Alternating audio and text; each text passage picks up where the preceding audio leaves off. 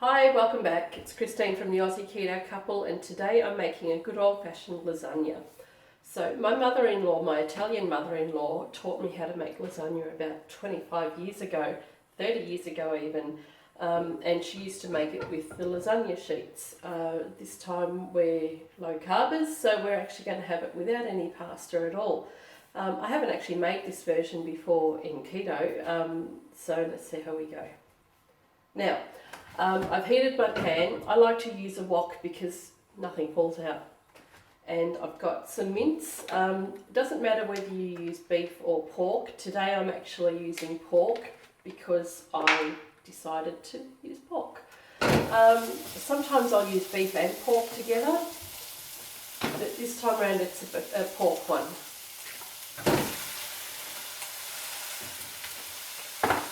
So I've got about a kilo of pork in here, and I'm just going to brown all of that.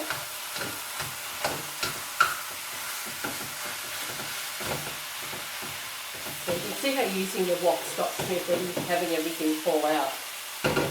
The other thing I've got, there's not much that goes into this. I've got one red onion. It doesn't really matter whether you use red or brown, I use both. So we've got a red onion to go in there, and I've got about 3 cloves of crushed garlic that's going in there as well. A can of peeled tomatoes and some tomato paste, some water and some seasoning, and that's it for the sauce.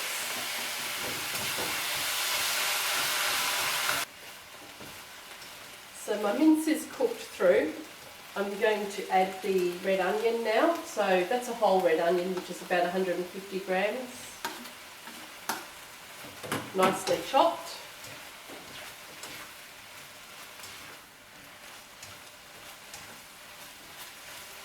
I don't need to brown the onions, I just want to soften them actually. And I've got about 3 cloves of garlic. I love garlic, so gosh, I could put a whole big knob of it in. But today I'm just going to put 3 cloves in, crushed garlic, chop it up small, whatever you want to do.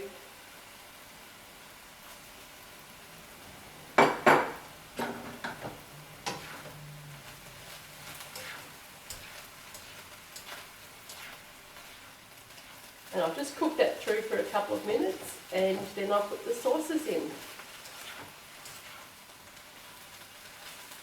So you want to make sure your mince isn't clumpy. We don't want the big chunky bits in there, just break any big bits up.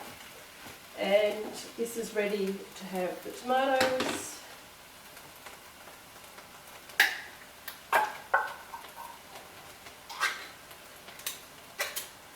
So I've got 1 can of diced tomatoes or crushed tomatoes. You can use fresh tomatoes. I do prefer fresh tomatoes, but they're out of season. And I'm going to put a can of water as well.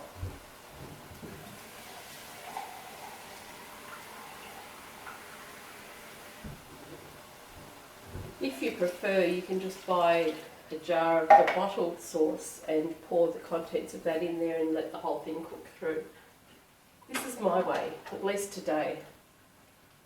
And about half a tub of tomato paste. So that's a 140 gram tub. I've used about half of that.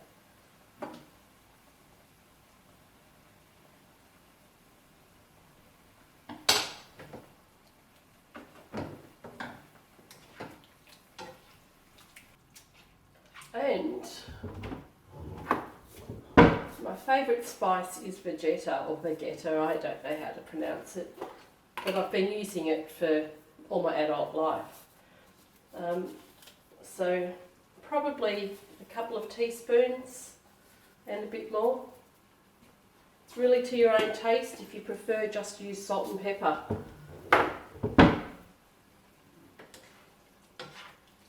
And I do like to put some herbs in here when I have them, so I'm going to go out to the garden and pick some basil, and I think I'll chop up some basil and put that in here as well. Not necessary though, because the cheese going through the lasagna later is going to make this really flavoursome. So I'm going to leave this now to cook. I will put some basil in here. I'll simmer this for about 45 minutes to an hour, and then I'll start making my layers for the lasagna. In the meantime, I'm going to the other side of the kitchen and I'm going to chop up some cheese. So I've just picked some basil from the garden, chopped that up, and I'm going to add that to my sauce mixture and then continue to cook that for the next half an hour or so.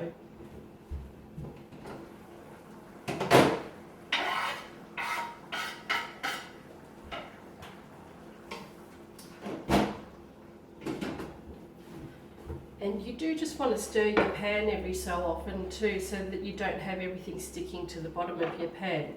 Now, for our lasagna, instead of using pasta, I'm lucky to be able to grow really giant spinach. So I'm going to be using really large sheets of spinach. You could use silver beet, you could use chard, you can use cabbage leaves as well. But for me, I've just been out in the garden and picked a whole heap of spinach. So I don't know what variety this is. It was supposed to be the small leaf, but they ended up big. But it works really well. So these are really good if you're making rolled bits of something. Anyway, these are my lasagna sheets. So all I'm going to do is break off the ends, or cut the ends off.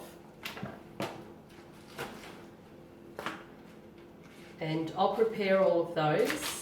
So I don't need to have the stalks. Usually I'll use the stalks in an omelette or my stir fries and things like that.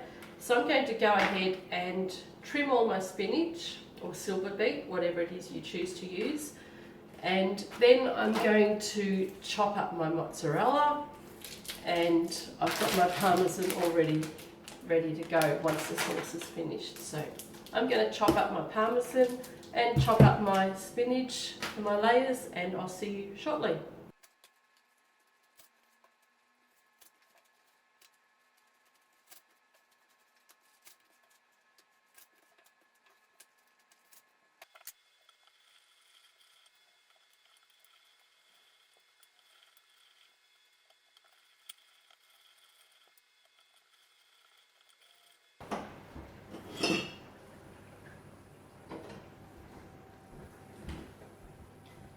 So my sauce is ready, and normally if I were making an Italian lasagna with pasta, I'd actually want a little bit more sauce because all the pasta will soak up the sauce.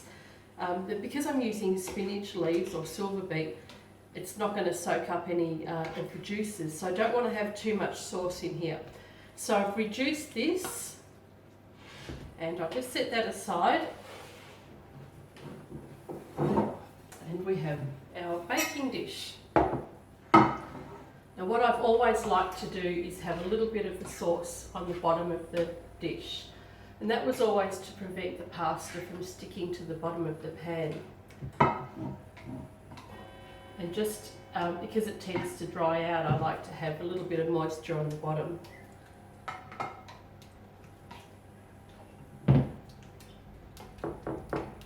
So just a little bit of moisture on the bottom of the pan, a little bit of sauce. And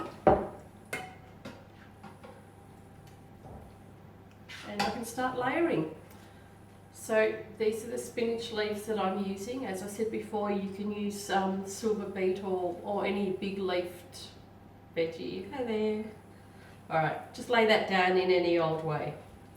I'm going to probably overlap them because I think that the foliage on this is a little bit soft, and it will be when it starts to wilt as well, and I don't want everything falling through.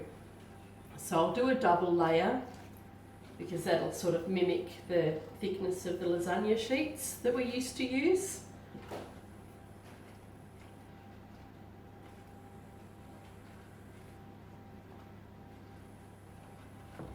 And that's about it.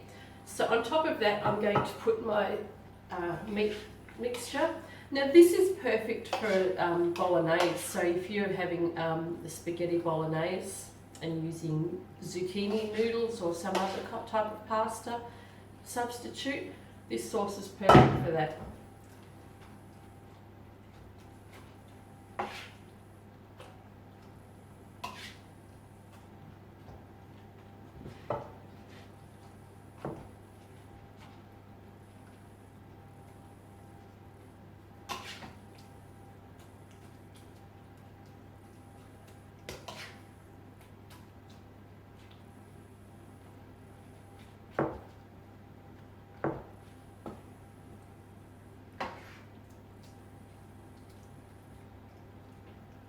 Okay, so now I need some cheese. And here's the mozzarella cheese that I grated earlier. I've used a whole 500 gram block in this. I haven't decided how much I'm going to put on yet though.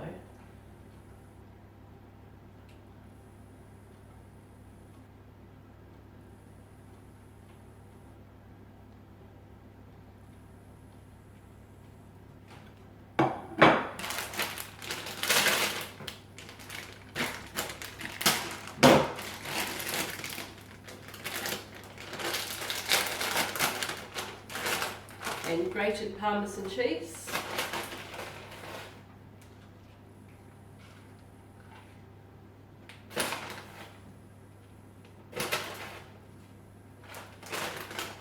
This is a 250 gram packet, so I don't know how much I'm using of that yet either. I don't know much at all, do I? Alright, another layer of leaves.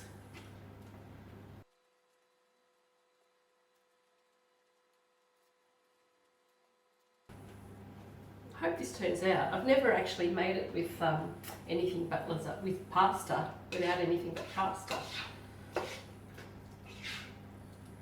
Another layer of sauce.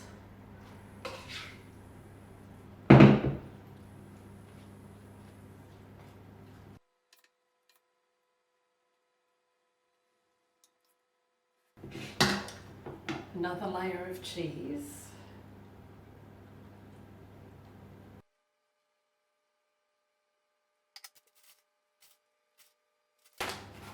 And some more spinach. And this is the last layer.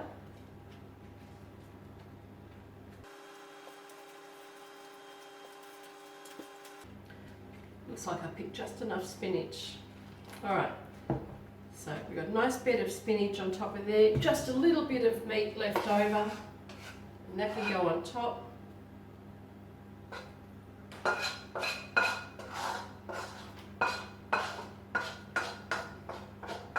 So you can see why the wok is so handy. I've not spilled a drop, and I can make a big mess stirring everything up. So just sprinkle that around. I don't really need much. I think this is more habit than anything, but it'll certainly help the green stuff to cook and wilt. So I'll put the rest of the cheese on top. So I am using 500 grams of mozzarella cheese.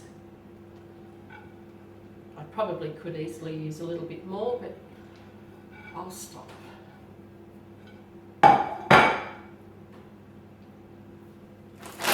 But we need more Parmesan.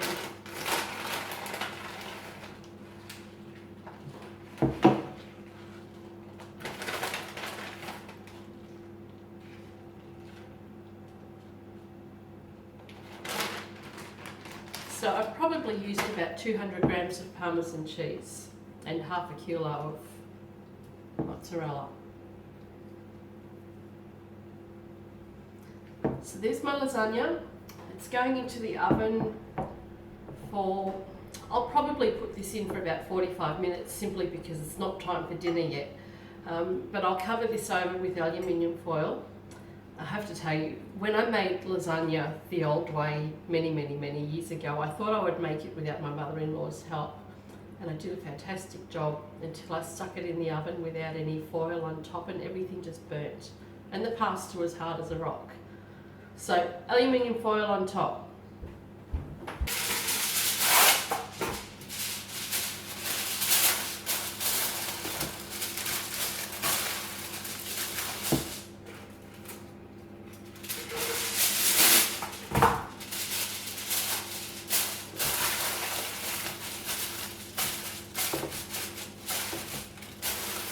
So into the oven, as I said, for about 45 minutes. And then we'll serve it.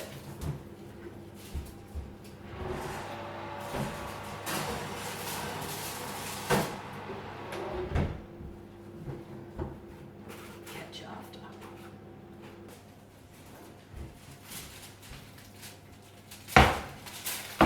So this is just about ready to serve. and I'm going to remove the foil now and just cook it. I'll crank up the heat and cook it for another 10 or 15 minutes to brown the cheese on top. And the other thing I've done is I've just pushed the leaves down because they're a little bit dry. There's quite a lot of bit of sauce in here as well, even though there wasn't much earlier on. So I've just pushed the spinach leaves down just to make them wilt properly. And hopefully I'll lose some of this juice when it's uncovered in the oven. So I'll crank this up. It was on 180 degrees for about 45 minutes. I'll put it up to about 220 degrees, and next 15 minutes or so, then I'll cut it up. I'm actually going to serve this with some freshly picked snow peas. These are from my garden. So I'm just going to saute these in butter and serve the lasagna with the snow peas. So this will go back in the oven now. I'll crank it up to 220 odd degrees Celsius and brown the top.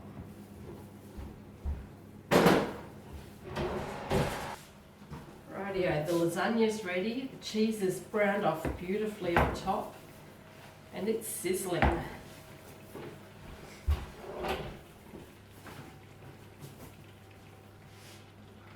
So let's see how it is.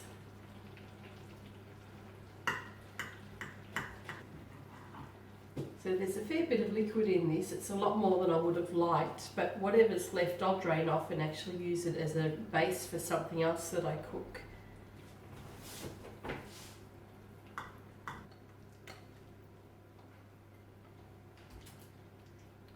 So I think that looks pretty good.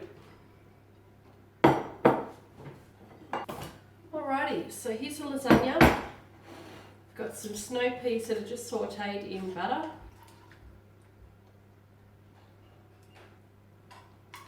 Dinner's ready, Chris.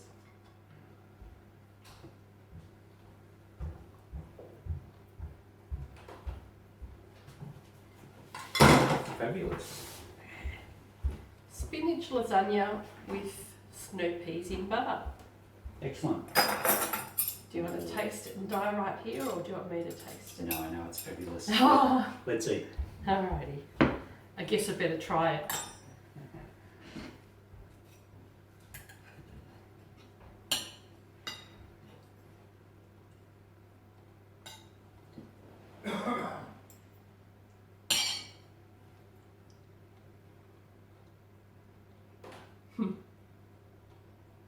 What can I say?